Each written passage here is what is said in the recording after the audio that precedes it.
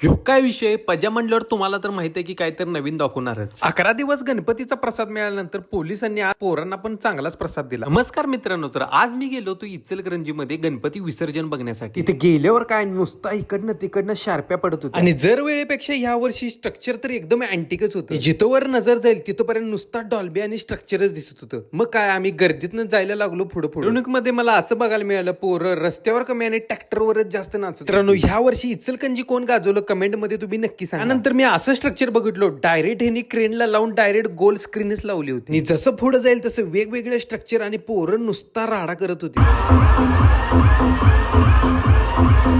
नंतर डीजे काळेश्वरीकडे गेलो होतो, तिथं तर त्यांनी डायरेक्ट लेडीज ऑपरेटर आणलं होतं. ही पोरं बघा कशी एन्जॉय करत होती. एवढं डॉल्बी बघून आपल्याला पण काय कंट्रोल झालं नाही, तर आपण पण थोडं जरा नाचून घेऊया म्हणलं. तोपर्यंत एका मामाची एंट्री झाली. मामा काय गप बसते, वय जरी झालं असलं तरी नाद लय बेकार होत. जसं पुढे जाईल तसं वेगवेगळ्या प्रकारचे स्ट्रक्चर देखील आम्हाला बघायला मिळालं. ह्यांनी तर नुसता राडा केलं होतं. तोपर्यंत तिथं शन्नू बेबीचं पण आगमन झालं. पोरं काय गप बसत नव्हती, लागली त्याच्या मागच फिरायला. जर व्हिडिओ आवडला असेल तर आपल्या भावाला फॉलो करायला विसरू नका.